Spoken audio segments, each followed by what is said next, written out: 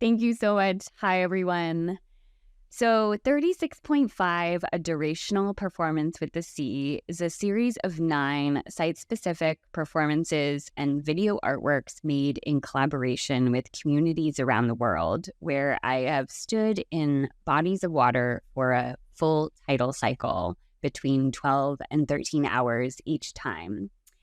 And it all began as a poetic response to Hurricane Sandy hitting New York City in October of 2012. Because what happened was I suddenly understood just how vulnerable we were. We know that civilizations come and go intellectually, but could my beloved city disappear in my lifetime? What was water trying to tell us about the future? These were the questions I was asking, and I kept imagining this little artist, or any person really, running around the city trying to make ends meet, and the city's just sinking beneath her feet.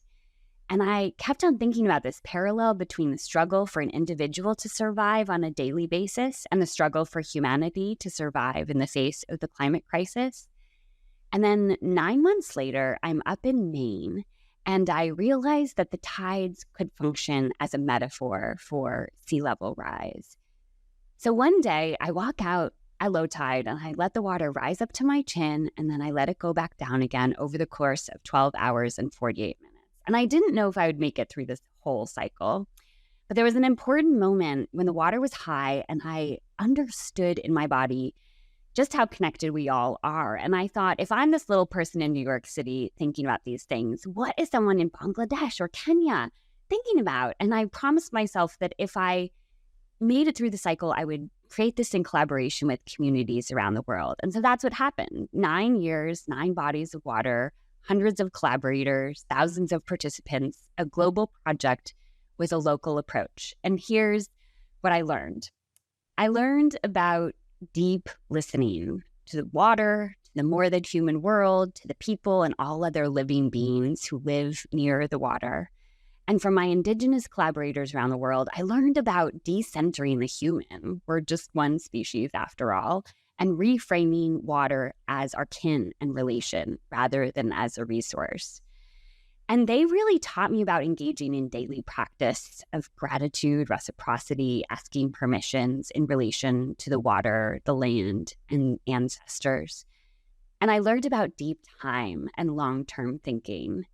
My work has always been based around ideas of time, questions about expanding and contracting time. But with 36.5, I started to really look at the ancient past in order to try to understand the long-term, but perhaps not so distant future we have with rising seas.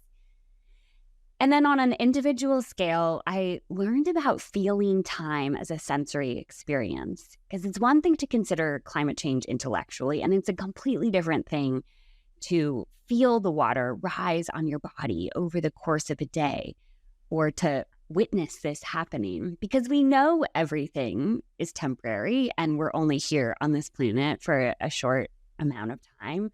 And I try to recognize the beauty and the terror of this fact. What can I do in my short little blip of a life?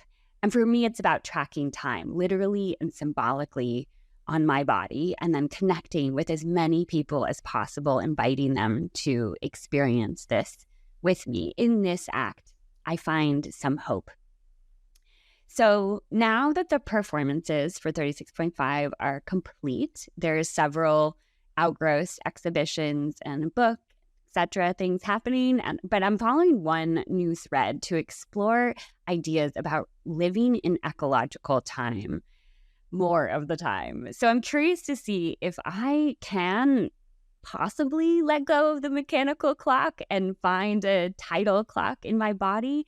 I'm trying to train myself to sense the water levels at all times and tune my body to live in tidal time, even when I'm not at the water's edge. What can happen if we synchronize the salty water in our bodies to the salt water that's covering 7/10 of the planet?